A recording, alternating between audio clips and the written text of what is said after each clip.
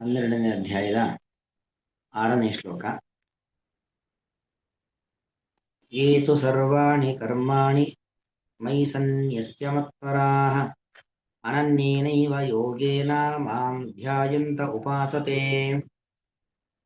ಇದು 6 ಮತ್ತು 7 ಒಟ್ಟಿಗೆ ಏಕಾನ್ವಯ ಶ್ಲೋಕಗಳು. ಯಾರು ಲಕ್ಷ್ಮೀದೇವಿಯನ್ನ ಮಾತ್ರ ಉಪಾಸನೆ ಮಾಡದೇನೆ ಲಕ್ಷ್ಮೀನಾರಾಯಣ ದೇವರನ್ನ ಉಪಾಸನೆ ಮಾಡ್ತಾರೆ, ಅಥವಾ ಲಕ್ಷ್ಮಿಯ ಪತಿ ಭಗವಂತ ಎಂಬ ಭಾವನೆಯಿಂದ ಉಪಾಸನೆಯನ್ನು ಮಾಡ್ತಾರೆ, ಅವರಿಗೆ ಏನಾಗತ್ತೆ? ಹಿಂದೆ ಹೇಳಿದ ಕ್ಲೇಶೋಧಿಕ ತರಸ್ತೇಷಾಂ ಅವ್ಯಕ್ತಾಸಕ್ತಚೇತಸಾಂ. ಕೇವಲ ಲಕ್ಷ್ಮಿಯನ್ನ ಮಾತ್ರ ಉಪಾಸನೆ ಮಾಡುವಂತವರಿಗೆ ಅಧಿಕ ತರಹ ಕ್ಲೇಶ, ಬಹಳ ಕ್ಲೇಶ ಅನ್ನೋದನ್ನ ಹೇಳ್ದ. ಹಾಗಾದ್ರೆ ಲಕ್ಷ್ಮಿಯನ್ನ ಮಾತ್ರ ಉಪಾಸನೆ ಮಾಡದೇನೆ ಭಗವಂತನನ್ನೂ ಯಾರು ಉಪಾಸನೆ ಮಾಡ್ತಾರೋ ಅವರಿಗೆ ಹೇಗೆ ಅನ್ನೋದನ್ನ ಇಲ್ಲಿ ಹೇಳ್ತಾ ಇದ್ದಾನೆ. ಏತು ಸರ್ವಾಣಿ ಕರ್ಮಾಣಿ ಮಯಿ ಸನ್ಯಸ್ಯ, ಯಾರು ಎಲ್ಲ ಕರ್ಮಗಳನ್ನು ಕಾಯೇನ ವಾಚ ಮನಸೇಂದ್ರಿಯರ್ವಾ ಬುದ್ಧ್ಯಾತ್ಮನಾ ವಾ ನಚತ ಸ್ವಭಾವಂ ಕರೋಮಿ ಯತ್ ಸಕಲಂ ಪರಸ್ಮೈ ನಾರಾಯಣಾಯೇತಿ ಸಮರ್ಪಯಾಮಿ ಅಂತ ಹೇಳಿ, ಕಾಯ ವಾಚ ಮನಸ ಮಾಡುವಂತ ಪ್ರತಿಯೊಂದು ಕರ್ಮಗಳನ್ನು ಕೂಡ ಭಗವಂತನಲ್ಲಿ ಅರ್ಪಣೆಯನ್ನ ಮಾಡಿ ಮೈ ಸನ್ಯಸ್ಯ ಮತ್ಪರಾಹ ಅಂತ, ಎಲ್ಲ ನಾನೇನು ಮಾಡ್ತಾ ಇಲ್ಲ, ಎಲ್ಲವನ್ನು ಭಗವಂತನೇ ನನ್ನ ಮೂಲಕವಾಗಿ ಮಾಡಿಸ್ತಾ ಇದ್ದಾನೆ. ಯಾಕೆ ದೇವರೇ ನಮ್ಮಿಂದ ಎಲ್ಲ ಮಾಡಿಸೋದ್ರೆ ಅವನೇ ಪರ, ಅವನೇ ಸರ್ವೋತ್ತಮ. ಮತ್ಪರಾಹ ಅಂದ್ರೆ ಅಹಮೇವ ಪರಹ ಯಸ್ಯ ಸಹ ಅಥವಾ ಯಶಾಂತೆ ಮತ್ಪರಾಹ, ಯಾರು ನನ್ನನ್ನೇ ಪರತತ್ವ ಅಂತ ತಿಳ್ಕೊಂಡಿರ್ತಾರೋ ಎಲ್ಲಾ ಭಾರವನ್ನ ನನ್ನ ಮೇಲೆ ಹಾಕಿ ಅವರ ಪಾಲಿನ ಕರ್ತವ್ಯವನ್ನ ಮಾಡ್ತಾರೆ. ನಾವು ಕರ್ತವ್ಯ ಮಾಡೋದು ನಮ್ಮ ಕೆಲಸ, ನಮ್ಮ ನಿಜವಾದ ಅಧಿಕಾರ ಅಷ್ಟರಲ್ಲಿ. ಫಲ ಕೊಡಬೇಕಾಗಿರತಕ್ಕಂಥವನು ಭಗವಂತ. ಎಲ್ಲಾ ಭಾವನೆಯನ್ನು ಇಟ್ಟುಕೊಂಡು ಕಾರ್ಯಪ್ರವೃತ್ತರಾಗ್ತಾರೆ. ಹಾಗೆ ಭಗವಂತನಲ್ಲಿ ಭಾರ ಹಾಕುವುದರ ಹಿಂದೆ ಅವರ ಉದ್ದೇಶ ಮತ್ಪರತ್ವ ಎಂಬ ಉದ್ದೇಶ ಇರುತ್ತೆ. ಮತ್ಪರಾಹ ಅಂದ್ರೆ ಭಗವಂತನೇ ಸರ್ವೋತ್ತಮ ಎಂಬ ಭಾವನೆಯನ್ನು ಅವರು ಹೊತ್ತಿರ್ತಾರೆ. ಮತ್ಪರಾಹ, ಭಗವಂತನೇ ಪರ, ಭಗವಂತನೇ ಪರತತ್ವ ಎಂಬ ಅನುಸಂಧಾನವನ್ನ ಇಟ್ಟುಕೊಂಡವರಾಗಿ ಕಾರ್ಯಗಳನ್ನ ಮಾಡ್ತಾರೆ. ಸರ್ವಾಣಿ ಕರ್ಮಾಣಿ, ಕಾಯ ವಾಚ ಮಾನಸ ಮಾಡುವಂತ ಪ್ರತಿಯೊಂದು ಕರ್ಮಗಳನ್ನು ಕೂಡ ಸನ್ಯಸ್ಯ ಅಂದ್ರೆ ನಾನು ಏನೇನು ಮಾಡ್ತೀನೋ ಅದೆಲ್ಲವೂ ಕೂಡ ಭಗವಂತನೇ ನನ್ನಿಂದ ಮಾಡಿಸೋದು ಹೊರತು ನಾನು ಮಾಡ್ತಾ ಇರೋದಲ್ಲ ಅನ್ನೋ ಅರ್ಪಣಾ ಭಾವನೆ ಇರುತ್ತೆ. ಮಾಡಬೇಕಾದ್ರೂ ಹೊರತೆ ಅನನ್ಯೇನೈವ ಯೋಗೇನ ಅಂದ್ರೆ ನವಿದ್ಯತೆ ಮಾಂ ವಿನ ಅನ್ಯಸ್ಯ ಯೋಗ ಅಂದ್ರೆ ಅರ್ಥ ಏನು? ಅನನ್ಯೇವ ಕೇವಲ ಭಗವಂತನನ್ನ ಆಶ್ರಯಿಸಿ ಕರ್ಮವನ್ನು ಮಾಡುವಂಥದ್ದು.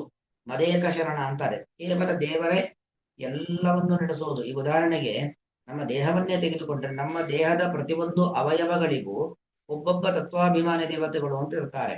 ನಾವು ನೋಡ್ಬೇಕು, ಅದಕ್ಕೆ ಕಣ್ಣಿನಲ್ಲಿ ಸೂರ್ಯಚಂದ್ರರು ತತ್ವಾಭಿಮಾನಿ ದೇವತೆಗಳಾಗಿರ್ತಾರೆ, ಮೂಗಿನಲ್ಲಿ ಅಶ್ವಿನಿ ದೇವತೆಗಳು ಇರ್ತಾರೆ. ಹೀಗೆ ಒಂದೊಂದು ಅವಯವಗಳಲ್ಲಿ ಒಂದೊಂದು ರೀತಿಯಾಗಿರ್ತಕ್ಕಂಥ ದೇವತೆಗಳು, ಉಸಿರಾಟಕ್ಕೆ ಸಂಬಂಧಪಟ್ಟ ಹಾಗೆ, ಮಲಮೂತ್ರ ವಿಸರ್ಜನೆಗೆ ಸಂಬಂಧಪಟ್ಟ ಹಾಗೆ, ನಾಡಿ ಮಿಡಿತ ಪ್ರತಿ ಒಂದನ್ನು ದೇವತೆಗಳು ನಿಂತು ಮಾಡಿಸುವಂಥದ್ದು. ಅವರಿಲ್ಲ ಅಂದ್ರೆ ದೇಹದಲ್ಲಿ ಏನು ನಡೆಯೋದೇ ಇಲ್ಲ. ಅಂದ ಮಾತ್ರಕ್ಕೆ ಆ ದೇವತೆಗಳೇ ಸರ್ವೋತ್ತಮರಲ್ಲ. ಆ ದೇವತೆಗಳನ್ನೂ ನಿಯಮಿಸುವ ಒಂದು ದಿವ್ಯವಾದ ಶಕ್ತಿ ಇದೆ. ಆ ಎಚ್ಚರಿಕೆ ಇರುತ್ತೆ ಯಾರಿಗೆ?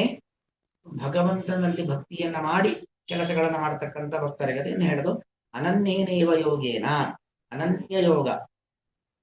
ನವಿದ್ಯತೆ ಅನ್ಯ, ಭಗವಂತನನ್ನು ಬಿಟ್ಟು ಬೇರೆ ಯಾರೂ ಇಲ್ಲ. ಬೇರೆ ಯಾರು ಇಲ್ಲ ಅಂದ್ರೆ ಅರ್ಥ ಏನು? ಬೇರೆ ಯಾರು ವ್ಯಕ್ತಿಗಳೇ ಇಲ್ಲ ಅಂತ ಆಗ್ಲಿ, ಅಥವಾ ಬೇರೆ ಯಾರು ದೇವತೆಗಳೇ ಇಲ್ಲ, ಬೇರೆ ಯಾರು ದೇವತೆಗಳ ಅಲ್ಲ ಅಂತ ಅರ್ಥ ಅಲ್ಲ. ಸರ್ವೋತ್ತಮನಾದವನು, ಉತ್ಕೃಷ್ಟ ಶಕ್ತಿ ಅಂದ್ರೆ ಅದು ಒಂದೇ, ಪರತತ್ವ ಭಗವಂತ ಮಾತ್ರ. ಭಗವಂತನನ್ನ ಮೀರಿಸುವ ಅಥವಾ ಭಗವಂತನಿಗೆ ಸಮಾನವಾದ ಒಂದು ಶಕ್ತಿ ಅಂತ ಜಗತ್ತಿನಲ್ಲಿ ಇಲ್ವೇ ಇಲ್ಲ. ಈ ಅನುಸಂಧಾನವನ್ನು ಇಟ್ಟುಕೊಂಡು ಸರ್ವಕರ್ಮಗಳನ್ನು ಮಾಡ್ತಾರೆ. ಹೀಗೆ ಯೋಗೇನ, ಯೋಗ ಅಂದ್ರೆ ನಿರಂತರವಾದ ಸಂಬಂಧ. ಅವೇನೇ ಮಾಡ್ತಾ ಇದ್ರು ಕೂಡ ಭಗವಂತನ ಜೊತೆಗೆ ಸಂಪರ್ಕ ಇರುತ್ತೆ.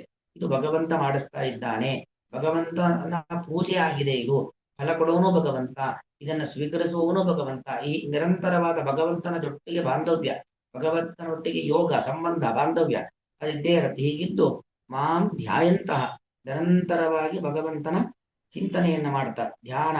ಧ್ಯಾನ ಅಂದ್ರೆ ಒಂದರ್ಥದಲ್ಲಿ ಅಷ್ಟಾಂಗ ಯೋಗ, ಯಮ ನಿಯಮ ಆಸನ ಪ್ರಾಣಾಯಾಮ ಪ್ರತ್ಯಾಹಾರ ಧ್ಯಾನ ಧಾರಣ ಸಮಾಧಿ, ಧ್ಯಾನ ಅಂತ ಹೇಳ್ತಾರೆ. ಅಂದ್ರೆ ಒಂದು ಸಾಧನೆಗೆ ಇರುವಂತ ಒಂದೊಂದೇ ಹಂತಗಳು. ಹೀಗೆ ನಿರಂತರವಾಗಿ ಭಗವಂತನನ್ನ ಧ್ಯಾನ ಮಾಡಿಕೊಂಡೇ ಉಪಾಸತೆ. ಯಾರು ಉಪಾಸನೆಯನ್ನ ಮಾಡುತ್ತಾರೋ ಅವ್ರಿಗೇನು ಫಲ ಅದನ್ನು ಮುಂದೆ ಹೇಳ್ತಾನೆ. ಅಂತೂ ಹಿಂದೆ ಬಂದಿರುವಂತದ್ದು ಆ ಕ್ಲೇಶೋಧಿಕ ತರಸ್ತೇಷಾಂ ಕೇವಲ ಲಕ್ಷ್ಮಿಯೇ ಸರ್ವೋತ್ತಮಳು ಅಂತ ತಿಳಿದು ಭಗವಂತನನ್ನ ಬದಿಗಿಟ್ಟು, ಯಾಕೆ ಲಕ್ಷ್ಮೀದೇವಿಯು ಕೂಡ ಏನಾಗಿದ್ದಾಳೆ, ಅವಳು ಅವ್ಯಕ್ತಳಾಗಿದ್ದಾಳೆ. ಆಮ್, ಮತ್ತು ಭಗವಂತನಂತೆ ಸರ್ವತ್ರ ವ್ಯಾಪ್ತಳಾಗಿದ್ದಾಳೆ, ಭಗವಂತನಂತೆ ಅವಳು ಕೂಡ ಅನಿರ್ದೇಶಳಾಗಿದ್ದಾಳೆ. ಹೀಗೆಲ್ಲ ತಿಳ್ಕೊಂಡು ಆ, ಲಕ್ಷ್ಮೀನಾರಾಯಣ ದೇವರು ಇಬ್ರು ಒಂದೇ. ಒಂದು ಉತ್ಕೃಷ್ಟವಾದ ಶಕ್ತಿ ಅಂದ್ರೆ ಭಗವಂತ, ಮತ್ತೊಂದು ಉತ್ಕೃಷ್ಟವಾದ ಶಕ್ತಿ ಅಂದ್ರೆ ಲಕ್ಷ್ಮೀ ದೇವಿ ಎಂದು ತಿಳ್ಕೊಂಡು ನಮ್ಗೆ ಮುಖ್ಯವಾಗಿ ಬೇಕಾದದ್ದು ಲಕ್ಷ್ಮಿ. ಹಾಗಾದ್ರೆ ಭಗವಂತನ ಆರಾಧನೆ ಬೇಡೇ ಬೇಡ, ಲಕ್ಷ್ಮೀ ದೇವಿಯನ್ನೇ ಪೂಜಿಸೋಣ ಎಂಬತಕ್ಕಂಥ ಭಾವನೆಯಿಂದ ಭಗವಂತನನ್ನ ಆರಾಧಿಸದೇನೆ ಯಾರು ಲಕ್ಷ್ಮೀ ದೇವಿಯನ್ನು ಉಪಾಸನೆಯನ್ನ ಮಾಡುತ್ತಾರೋ ಅವರು, ಅವರಿಗೆ ಅಧಿಕ ತರಹ ಕ್ಲೇಶ, ಅತ್ಯಂತ ಕ್ಲೇಶ ಎಂಬುದು ಪ್ರಾಪ್ತವಾಗುತ್ತದೆ. ಆದ್ರೆ ಯಾರು ನನ್ನನ್ನ ಸರ್ವೋತ್ತಮ ಅಂತ ತಿಳ್ಕೊಂಡು ಸರ್ವ ಕರ್ಮಗಳನ್ನು ಕೂಡ ನಮ್ಮ ಕಾಯ ವಾಚ ಮನಸ ಮಾಡುವಂತ ಪ್ರತಿಯೊಂದು ಕೃತಿಗಳನ್ನು, ಆ ಕ್ರಿಯೆಗಳನ್ನ ಮಾಡುವಾಗಲೂ ನನ್ನ ಧ್ಯಾನವನ್ನೇ ಇಟ್ಕೊಂಡು ಯಾರು ಮಾಡ್ತಾರೋ ಅವರಿಗೆ ಅತ್ಯುತ್ತಮವಾದ ಫಲ ಬರುತ್ತೆ ಅನ್ನೋದನ್ನು ಮುಂದೆ ಹೇಳ್ತಾನೆ. ಮತ್ತು ಹೀಗೆ ಯಾರು ಉಪಾಸನೆ ಮಾಡ್ತಾರೋ ಅವರಿಗೆ ಏನಾಗತ್ತೆ ಅನ್ನೋದು ಮುಂದೆ ಬರುತ್ತೆ. ಏತು ಯಾರಾದರೂ ಸರ್ವಾಣಿ ಕರ್ಮಾಣಿ ಎಲ್ಲಾ ಪ್ರಕ್ರಿಯೆಗಳನ್ನು, ಅಂದ್ರೆ ಕಾಯ ವಾಚ ಮನಸ ಮಾಡುವಂತ ಪ್ರತಿಯೊಂದು ಪ್ರಕ್ರಿಯೆಗಳನ್ನು ಮೈ ಸನ್ಯಸ್ಯ ನನ್ನಲ್ಲೇ ಸಮರ್ಪಣೆಯನ್ನ ಮಾಡಿ, ಮತ್ಪರಾಹ ನಾನೇ ಪರತತ್ವ, ಮತ್ಪರಾಹ ಅಂದ್ರೆ ನಾನೇ ಪರತತ್ವವೆಂದು ತಿಳಿದು, ಅನನ್ಯೇನೈವ ಅಂದ್ರೆ ದೇವರನ್ನ ಬಿಟ್ಟು ಉತ್ತಮನಾದವನು ಮತ್ತೊಬ್ಬನಿಲ್ಲ ಎಂಬ ಭಾವನೆಯನ್ನ ಹೊಂದಿ, ಯೋಗೇನ ನಿರಂತರ ಭಗವಂತನ ಸಂಪರ್ಕದಿಂದ ಮಾಂ ಧ್ಯಾಯಂತಹ ನನ್ನನ್ನು, ಮಾಂ ಅಂದ್ರೆ ನನ್ನನ್ನು, ಸರ್ವೋತ್ತಮನಾದಂತಹ ಲಕ್ಷ್ಮೀಪತಿಯಾದಂತಹ, ಮಾ ಅಂದ್ರೆ ಲಕ್ಷ್ಮೀದೇವಿ, ಲಕ್ಷ್ಮಿಯ ಪತಿಯಾದಂತಹ ಭಗವಂತನಿಗೆ ಮಾ ಅಂತ ಹೆಸರು. ಹಾಗಾಗಿ ಲಕ್ಷ್ಮೀಪತಿಯಾಗಿರುವಂತ ನನ್ನನ್ನು ಉಪಾಸನೆಯನ್ನ ಮಾಡ್ತಾರೋ ಅವರಿಗೆ ಏನಾಗತ್ತೆ ಅದು ಮುಂದೆ. ತೇಷಾಮಹಂ ಸಮುದ್ಧರ್ತ ಮೃತ್ಯು ಸಂಸಾರ ಸಾಗರಾತ್ ಅಂದ್ರೆ ಅವರ ಎಲ್ಲ ಬಂಧನಗಳನ್ನ ಬಿಡುಗಡೆ ಮಾಡಿ ಅವರಿಗೆ ಮುಕ್ತಿಯನ್ನು ಕೊಡುವವನು ನಾನು ಅನ್ನೋದನ್ನು ಮುಂದೆ ಹೇಳ್ತಾನೆ. ಏತು ಸರ್ವಾಣಿ ಕರ್ಮಾಣಿ ಮಯಿ ಸನ್ಯಸ್ಯ ಮತ್ಪರಾಃ ಅನನ್ಯೇನೈವ ಯೋಗೇನ ಮಾಂ ಧ್ಯಾಯಂತ ಉಪಾಸತೆ. ಶ್ರೀಕೃಷ್ಣ.